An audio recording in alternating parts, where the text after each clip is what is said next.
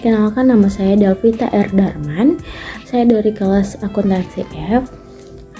NIM saya 921423148. Tugas saya di sini untuk memaparkan materi dengan memenuhi tugas dari mata kuliah kewarganegaraan dengan berdurasi 20 menit atau bahkan lebih, yang bertemakan geostrategi Indonesia. Nah, pada dasarnya, geostrategi merupakan rumusan strategi nasional dengan memperhitungkan kondisi dan konstelasi geografi sebagai faktor utama. Dalam merumuskan geostrategi perlu memperhatikan berbagai faktor internal dan eksternal yang akan mempengaruhinya, yaitu geografi, demografi, sumber kekayaan alam, ideologi, politik, ekonomi, sosial, budaya, serta pertahanan dan keamanan. Di samping faktor-faktor lainnya seperti keadaan global dan regional. Bagi bangsa Indonesia, geostrategi dipandang sebagai suatu strategi atau cara terbaik yang ditempuh dalam mewujudkan cita-cita proklamasi sebagaimana tercantum dalam pembukaan Undang-Undang Dasar NKRI tahun 1945 melalui pembangunan nasional. Hal ini tersebut dimaksudkan untuk menuju cita-cita masa depan yang lebih baik, lebih aman, lebih damai, dan sejahtera melalui pengendalian ruang, situasi, dan waktu. Dengan kata lain, geostrategi Indonesia merupakan metode yang digunakan untuk menganalisa bentuk, luas, dan lokasi negara dengan memanfaatkan segenap konstelasi geografi negara Indonesia sebagai negara kepulauan terbesar di dunia dalam menentukan kebijakan, arahan, serta sarana-sarana dalam mencapai tujuan seluruh bangsa berdasarkan asas kemanusiaan dan keadilan sosial. Selain itu, geostrategi Indonesia dapat juga digunakan sebagai pedoman ketahanan nasional dalam menganalisa aspek astagata yang disesuaikan dengan perkembangan situasi dan kondisi bangsa. Dengan diketahuinya tingkat ketahanan nasional, akan diketahui pula sampai sejauh mana pencapaian tujuan nasional dapat dicapai. Selanjutnya dapat dibedakan anasir disintegrasi bangsa, baik anasir luar, yaitu pemaksaan kehendak golongan tertentu melalui berbagai aspek kehidupan, maupun anasir dalam, yaitu adanya upaya melupakan sejarah bangsa dengan mengabaikan kesepakatan berdirinya Negara Kesatuan Republik Indonesia. Tema geostrategi dalam konteks Indonesia sangatlah relevan mengingat letak geografinya yang strategis di antara Samudra Pasifik dan Hindia. Beberapa tema geostrategi yang relevan dengan Indonesia yaitu yang pertama, ada kawasan maritim, yakni Indonesia adalah negara maritim dengan lebih dari 17.000 pulau dan memiliki peran penting sebagai poros maritim dunia. Tema geostrategi yang relevan adalah penguatan keamanan maritim, pengelolaan sumber daya laut, dan perlindungan ekosistem maritim. Yang kedua ada Laut Cina Selatan, yakni Indonesia memiliki kepentingan strategi di Laut Cina Selatan yang diperdebatkan oleh beberapa negara. Tema geostrategi yang relevan adalah menjaga stabilitas regional, penegakan hukum internasional, dan perlindungan kedaulatan maritim. Yang ketiga ada pulau-pulau terluar, yakni pulau-pulau terluar Indonesia memiliki nilai strategis karena dapat mempengaruhi jalur pelayaran dan keamanan regional.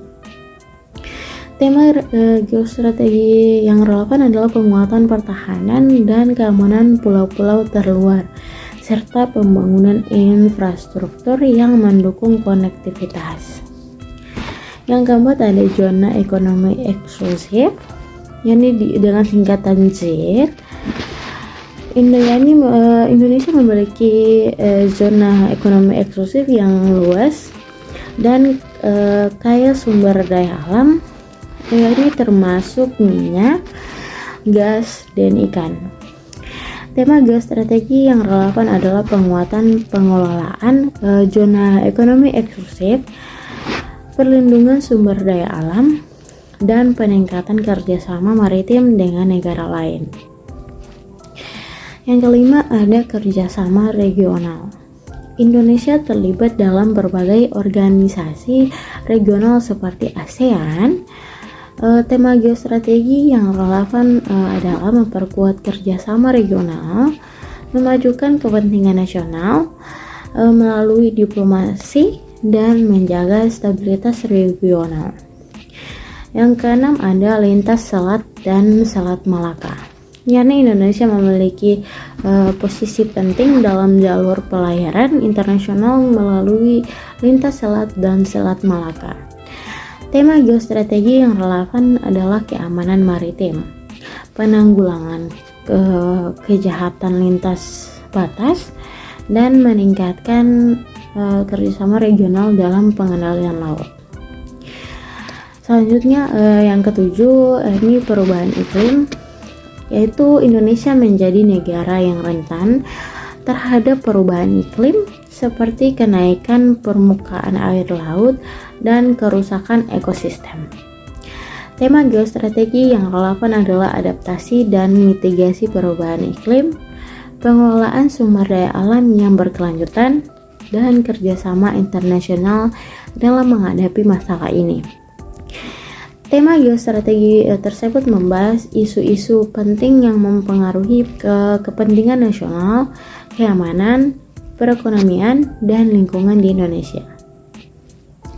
Subjek pokok bahasan tersebut adalah aspek-aspek penting yang relevan dalam konteks suatu negara termasuk Indonesia.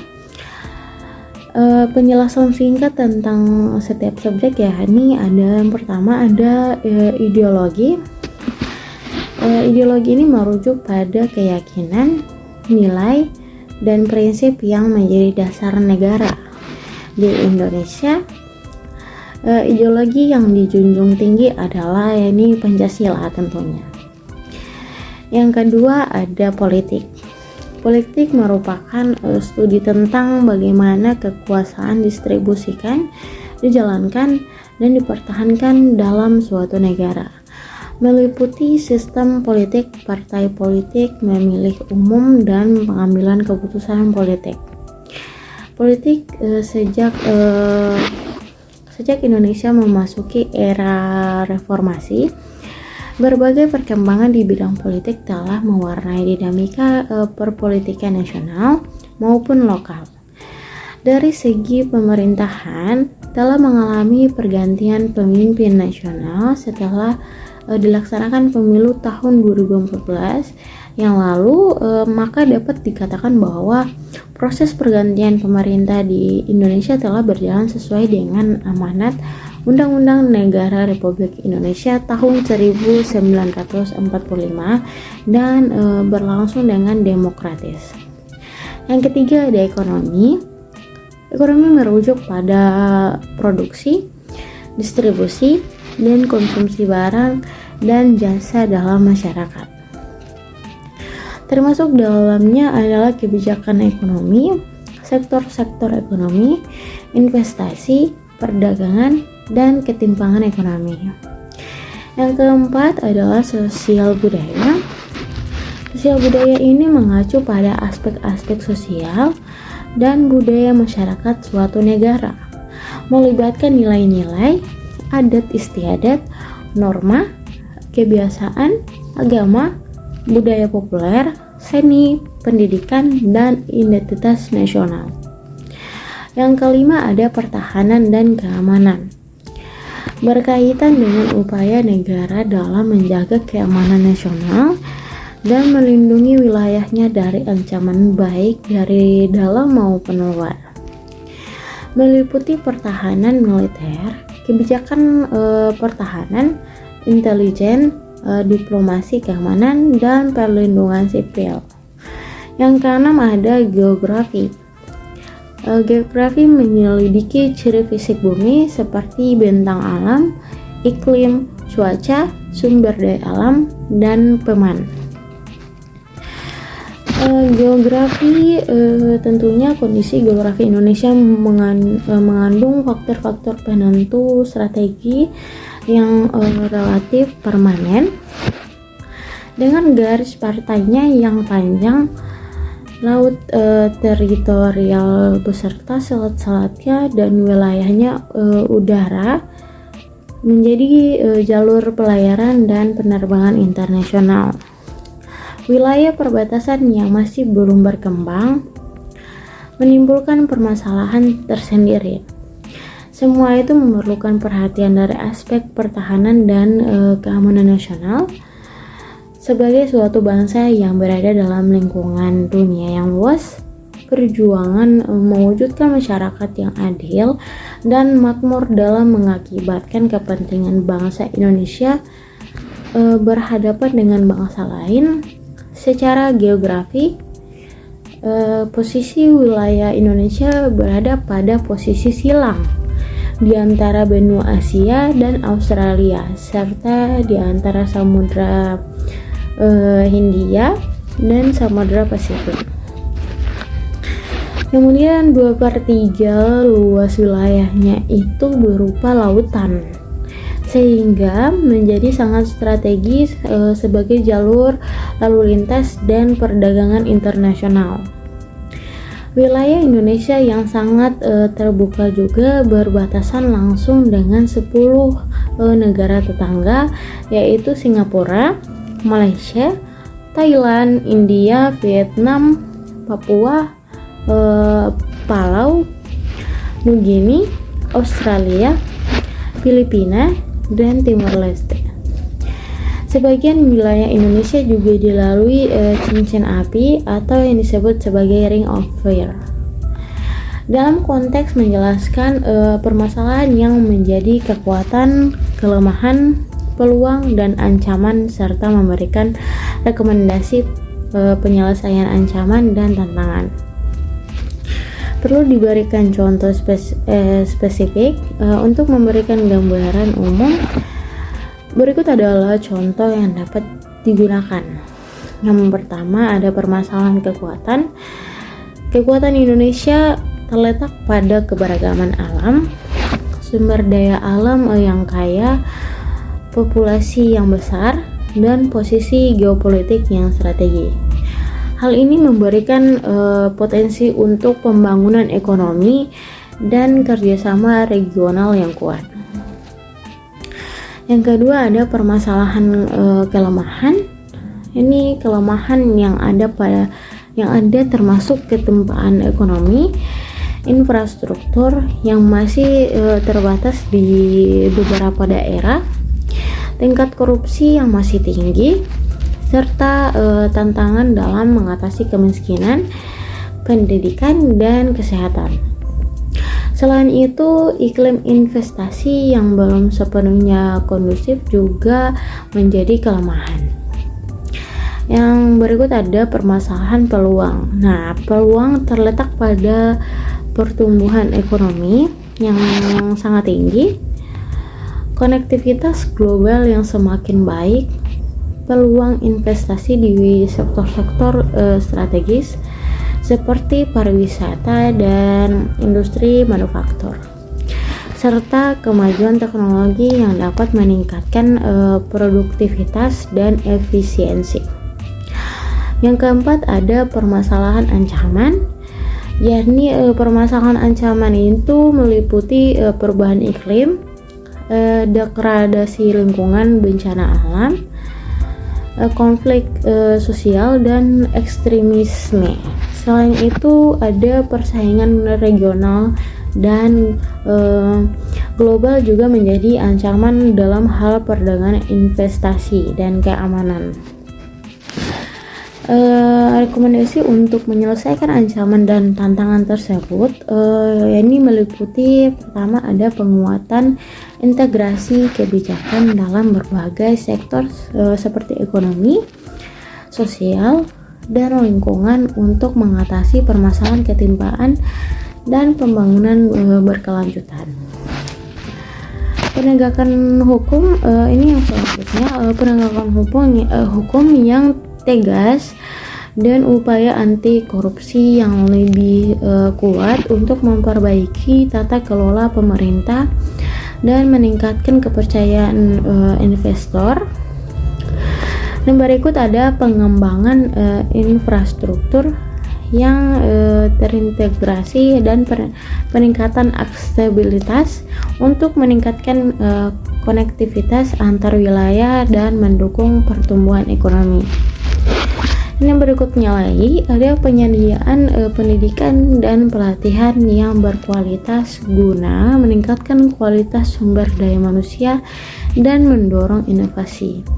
Yang selanjutnya ada pengelolaan sumber daya alam yang berkelanjutan dengan mengedepankan prinsip-prinsip lingkungan hidup, perlindungan ekosistem, serta manfaat jangka panjang bagi masyarakat.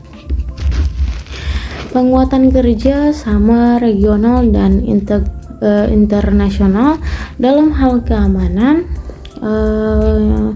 perdagangan, dan diplomasi untuk mengatasi ancaman dan memanfaatkan peluang yang ada. Rekomendasi di atas memerlukan upaya kolaboratif dan komitmen dari pemerintah, sektor swasta, masyarakat sipil, dan pemangku kepentingan lainnya dalam menangani tantangan dan mencapai pembangunan yang berkelanjutan di Indonesia. Berikutnya saya akan memaparkan saya akan mempresentasikan bagaimana jika saya menjadi seorang pemimpin. Apa saja yang harus saya siapkan sehingga membuat suatu organisasi atau kelompok atau masyarakat menjadi menyukai saya dan tidak menyesal untuk memilih saya sebagai pemimpin mereka. Yang pertama, tentunya saya harus mampu menciptakan suasana kerja yang nyaman. Tentu tanpa disadari, suasana kerja yang sangat berpengaruh terhadap tingkat produktivitas individu. Bahkan tak sedikit orang memutuskan berhenti dari sebuah organisasi atau perusahaan atau kerja manapun itu dengan alasan lingkungan toksik, walaupun mendapatkan gaji dengan nominal fantastik. Tentunya tingginya turnover rate anggota berpotensi mengganggu stabilitas organisasi atau pekerjaan atau apapun itu secara keseluruhan. Seorang pemimpin bukan tak mungkin kehilangan talenta terbaik yang dapat membantu pengembangan organisasi. Karenanya, pemimpin yang baik diharapkan mampu menciptakan suasana kerja yang nyaman bagi setiap orang. Hal ini bisa dimulai dengan mengakomodir kebutuhan para anggota dan menanamkan nilai-nilai inklusif untuk meningkatkan partisipasi setiap individu. Yang kedua saya harus membangun kepercayaan dengan para anggota. Nah, mendapatkan kepercayaan dari orang lain itu tak semudah menjentikan jari. Terlebih orang-orang cenderung merasa skeptis terhadap pemimpin mereka. Oleh karena itu, membangun kepercayaan dengan mereka itu akan membutuhkan waktu. Agar bisa menjadi pemimpin yang dapat dipercaya dan diandalkan, jawaban yang harus saya berikan yaitu untuk keraguan mereka dengan kompetensi yang saya miliki, dan saya akan membuktikan bahwa saya mampu membawa organisasi ke arah yang lebih baik. Selain itu, kepercayaan juga bisa didapat dengan menjadi pribadi yang autentik Artinya saya bersikap apa adanya tanpa mencoba berpura-pura menjadi orang lain. Pemimpin yang autentik pengalaman setiap orang serta membuka untuk berbagai dialog dengan orang lain. Nah, yang ketiga itu saya akan menghargai tentunya setiap orang dalam organisasi. Dihargai membuat setiap individu atau setiap anggota pekerja saya merasa keberadaannya berarti bagi saya atau maupun organisasi tersebut atau apapun itu. Pemimpin yang baik tahu betul bahwa organisasi tak bisa bergerak maju tanpa kontribusi setiap orang yang bekerja di dalamnya. Karenanya, setiap pendapat, setiap aksi, dan setiap upaya sangatlah berharga. Dengan merasa dihargai, maka seseorang akan lebih termotivasi untuk memberikan kontribusi lebih atas yang akan dikerjakan. Bahkan anggota itu tersebut bersedia bahu-membahu untuk mengembangkan perusahaan atau organisasi manapun. Selain memaksimalkan kesuksesan organisasi, ini juga baik untuk pengembangan diri individu, sebab ia berkesempatan untuk mencapai potensi maksimal sehingga mempunyai nilai tambah yang tentunya juga akan berdampak baik bagi perusahaan atau organisasi tersebut. Yang berikut ada menunjukkan karakter yang baik. Seorang pemimpin memang harus bersikap apa adanya. Namun ini tak lantas dimaknai dengan menunjukkan kepribadian buruk di hadapan orang lain. Pemimpin yang baik mempunyai karakter baik yang dapat menginspirasi. Ini meliputi integrasi, empati, hingga mampu bersikap humoris. Tak perlu khawatir, karakter bukanlah sesuatu yang bersifat diwariskan. Karakter dapat dibentuk jika dibiasakan secara konsisten. Tentunya berbeda dengan berpura-pura menjadi orang lain, sebab mengadaptasi karakter yang baik merupakan bentuk pengembangan diri dan upaya untuk memperbaiki diri sendiri. Yang terakhir, menetapkan dan mewujudkan tujuan bersama. Yani tanpa tujuan yang jelas, sebuah organisasi atau perusahaan akan kesulitan untuk berkembang.